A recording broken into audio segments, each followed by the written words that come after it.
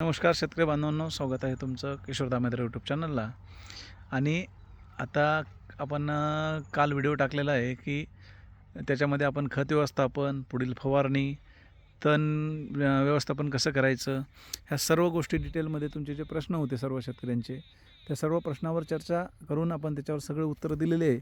त्यामुळे तो व्हिडिओ तुम्ही आवर्जून बघा, जेणेकरून तुमचे सगळे प्रश्न सुटतील.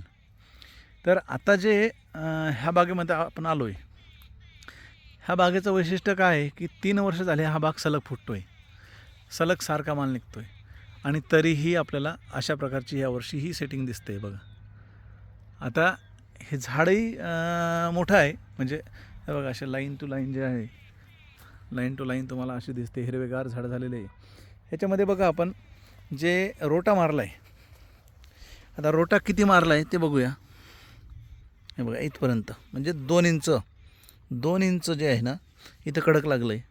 2 इंचावर आपण रोटा मारू शकतो. जर तसा ड्रायव्हर असेल, तसं यंत्र आपल्याला प्रॉपर चालवता येत असेल, तर रोटा मारायलाही हरकत नाही. तणनाशक न मारता आपण असं क्लीन करू शकतो बागेला. बघा बुडातपर्यंत गेलो नाही आपण, हे बुडाचं उपटून घेणार आहे आणि चलायला आपल्याला मोकळ्या मनाने चालता येते याच्यामध्ये. बघा काही गवत तुम्हाला लक्षात येत असेल की काही गवत फक्त घासलं गेलं आहे. पर्पज काय होतं की याच्यामध्ये आपल्याला विचू काट्याचं, म्हणजे जे रानटी हे आहे, साप वगैरे आहे, विंचू आहे काय किंवा कुठलेही, याचा त्रास होऊ नये आणि फवारणी करताना आपल्याला प्रॉपर याच्यात चालता यावं. तर हे झाडं भरपूर फुटलेलं आहे, हिरवेगार असल्यामुळं आता सेटिंग पूर्ण झाली आहे. ते फळं आपल्याला लक्षात येत नाही बघा, अशा प्रकारची साईज आहे. आणि फळ हिरवे, पानं हिरवे, त्याच्यामुळं आपल्याला हे लक्षात येत नाही आहे. पण बाग हा 100-101% फुटलेला आहे. लेट फुटला आहे थोडा, कारण ही साईज जी आहे ना, ही आपल्याला फेब्रुवारी एंडपर्यंत काढणं थोडं कठीण आहे. पण प्रयत्न आपले असणार आहे फेब्रुवारी एंडपर्यंत काढण्याचे. पण आता प्रश्न असा आहे की हा बाग दरवर्षी कसा फुटतो आहे. तर दरवर्षी फुटण्याचे काही कारणं आपल्या लक्षात आले की याला आपण शेणखताचं प्रमाण आहे ते दरवर्षी वाढीव देतो आहे. म्हणजे पहिल्या वर्षी आपण 4 गमिले दिले होते, दुसऱ्या वर्षी 6 गमिले, तिसऱ्या वर्षी 8 गमिले. आता हे 4, 8, 6 गमिले शेणखत दिलं, हे सर्व शेतकऱ्यांना शक्य होत नाही. विदर्भामध्ये शेणखताचा भाव खूप जास्त आहे, खूप जास्त, म्हणजे 7 ते 8 हजार रुपये ट्रॉली. एक ट्रॉली, जे 200 गमिलेची ट्रॉली असते, 7 ते 8 हजार, 9 हजार कुठं जातात.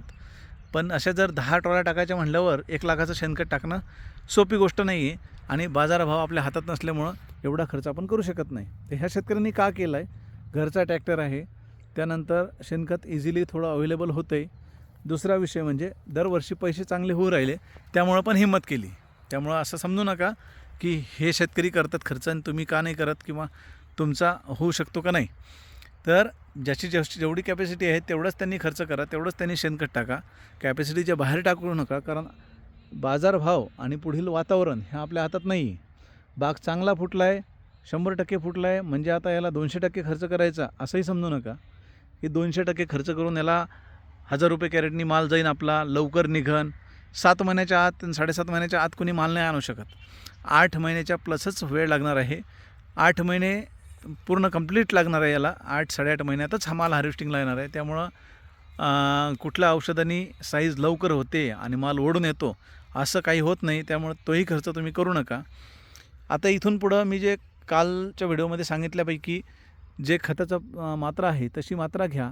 जर ओव्हरलोड फुटला असेल आणि तुम्हाला शुअरिटी असेल की फेब्रुवारीमध्ये माल हार्वेस्ट होणार आहे, जर मार्चमध्ये माल हार्वेस्टिंगला येणार आहे, तर खताची मात्रा थोडी कमी करू शकता मी सांगितल्यापैकी, जेणेकरून तुम्हाला बाजारभाव कमी जरी मिळाला तरी आपल्याला खर्च आणि उत्पन्नाचा ताळमेळ बसेल.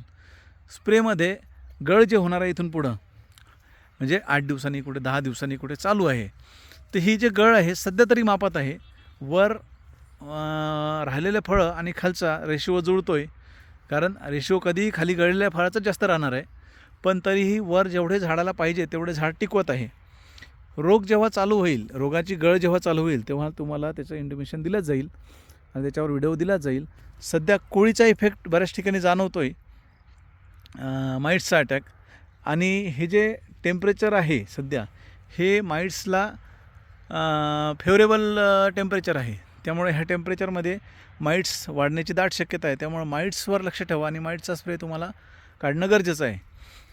आणि न्यूट्रिशनमध्ये याला आपण जर खत टाकायचं राहिलं असेल किंवा खत टाकायचा तुम्हाला वेळ असेल, काही कारणास्तव जमीन वल्ली आहे, टाकायला मजूर नाही किंवा बऱ्याचशा गोष्टी आहे, अडचणी बऱ्याच आहे, तर असं असेल तर आपल्याला ड्रिपनी पुढच्या 15 दिवसासाठी ड्रिपनी आपल्याला 1261 किंवा 1340 देऊन द्यायचं आहे. त्यासोबत एकदा ह्युमिक स्टार पण घ्यायचं आहे, जेणेकरून जे पोषणासाठी झाडाला जे अन्नद्रव्य पाहिजे ते त्याला अवेलेबल होईल आणि झाडाची गळ होणार नाही आणि पानाची रुंदी वाढत राहील.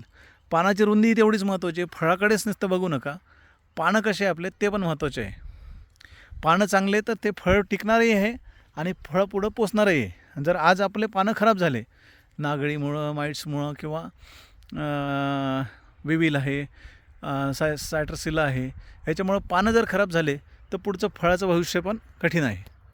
त्यामुळं इथून पुढं गवताला तणनाशक जर फळाची साईज ह्याच्यापेक्षा मोठी किंवा याच्या एवढी झाली असेल, वारं कमी असेल तर तणनाशकं मारू शकता किंवा अशा प्रकारे यांनी जसा मारला आहे रोटा, हे बघा रोटा मारताना काही गवत राहिलं पण आहे, काही गवत शिल्लक राहिलं आहे. याचा अर्थ काय की त्यांनी रोटा मारताना गवताकडे लक्ष नाही दिलं, खाली खोल किती जाते हे बघितलं. तर आपल्याला तेच बघायचं की चलायला रस्ता झाला पाहिजे. चलायला रस्ता झाला म्हणजे आपण पुढच्या एक फळं जेव्हा बोरा आकाराचे होईल, बोरा एवढे, तेव्हा आपण खोल त्याला रोटा मारू शकतो किंवा काकऱ्यापाळी करू शकतो. तर अशा प्रकारे नियोजन करायचं आहे. गळीसाठी सध्या तरी पुढील 8 दिवस टेन्शन नाही आहे. 8 दिवसानंतरची होणारी गळी राहील ती टेन्शनदायक राहू शकते. तर त्यावेळेस जर आपल्याला वाटलं की ही रोगामुळं होते, कुठल्या किडीमुळं होते, तर त्यावरच आपण निश्चित व्हिडिओ बनवू. आपले व्हिडिओ कंटिन्यू असे पाहत राहा, जेणेकरून तुम्हाला योग्य मार्गदर्शन योग्य वेळी भेटत राहील. आणि ज्यांना प्रायव्हेट कन्सल्टन्सीची गरज वाटते, म्हणजे फोनवर बोलून सल्ला घ्यायचा आहे, फोटो व्हिडिओ पाहून सल्ला घ्यायचा आहे, त्या लोकांसाठी आपण प्रायव्हेट कन्सल्टन्सी ऑनलाईन कन्सल्टन्सी ठेवलेली आहे. तर ऑनलाईन कन्सल्टन्सीची फी तुम्हाला व्हॉट्सअपवर मला कमेंट्स करा, त्याच्यावर तुम्हाला सांगितलं जाईल त्याचे टर्म अँड कंडिशन कशा असते ते सांगितलं जाईल. त्यानंतर तुम्हाला त्याचे फायदे आणि तोटे काय आहे हे पण सांगितलं जाईल, जेणेकरून तुम्हाला ते घ्यायचे की नाही ते तुम्ही ठरवू शकता. धन्यवाद.